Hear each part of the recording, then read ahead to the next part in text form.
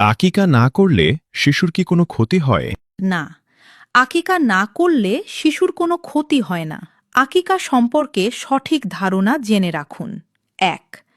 আকিকা ফরজ বা ওয়াজিব নয়। ২. আকিকা না করলে শিশুর কোনো গুনাহ হয় না। ৩.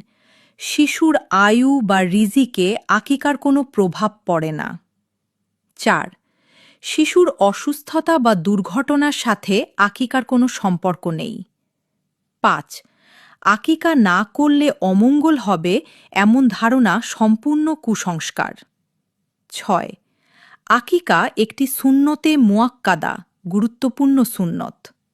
৭. মুহাম্মদ সাল্লাল্লাহু আলাইহি ওয়াসাল্লাম আকিকা করার প্রতি উৎসাহ দিয়েছেন। সামর্থ্য থাকলে আকিকা করা অনেক সওয়াবের কাজ। ৮. সামর্থ্য না থাকলে আকিকা না করলেও কোনো সমস্যা নেই। আল্লাহ তাআলা অত্যন্ত ক্ষমাশীল ও দয়ালু।